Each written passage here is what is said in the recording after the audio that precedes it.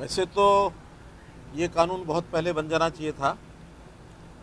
Supreme court ने भी अपने निर्णयों में इस प्रकार की बात हमेशा कही है कि किसी भी, चाहे पब्लिक प्रॉपर्टी हो चाहे प्राइवेट प्रॉपर्टी हो, प्राइवेट प्रॉपर्टी का अपना एक मलकियत होती है, एक व्यक्तिगत रूप से आदमी की, लेकिन उसकी सुरक्षा की जिम्मेवारी स्टेट की होती है।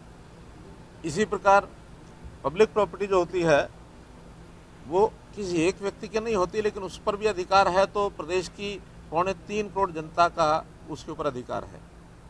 कोई भी प्रॉपर्टी का लॉस होता है तो किसी ना किसी का लॉस होता है।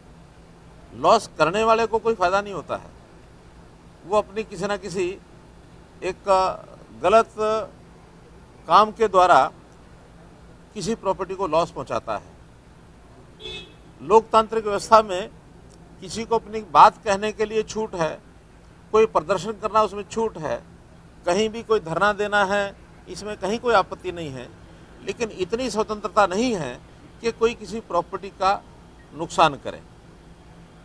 हालांकि इस प्रकार अनलॉफुल एक्टिविटीज़ करने वालों के खिलाफ आईपीसी की बहुत सी धाराएं हैं जिसमें ऐसे व्यक्ति के खिलाफ कार्रवाई होती है, सज़ा होती है, उसके ऊपर जुर्माना भी हो सकता है।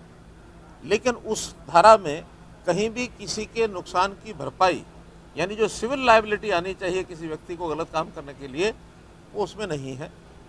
और अगर कहीं है भी सही तो उसके प्रोसीजर बहुत लंबे हैं। तत्काल किसी का नुकसान हुआ है उसकी भरपाई करने की जिम्मेदारी किसी के ऊपर डाली जाए, इस प्रकार का ये एक्ट था। इन लोगों की शंकाएं निराधार हैं कि शायद ये किसान जो 3 कानून का विरोध कर रहे हैं उसके खिलाफ ये किया जा रहा है। ऐसा बिल्कुल नहीं है। इस कानून का 3 कानूनों के विरोध करने वाले हमारे किसान बंधुओं के साथ बिल्कुल नहीं है, लेकिन किसी प्रॉपर्टी की सुरक्षा करना या नुकसान हुआ है तो उसको उसका मुआवजा दिलवाना ये सरकार का काम है, इसलिए हमने उस एक्ट को पारित किया है।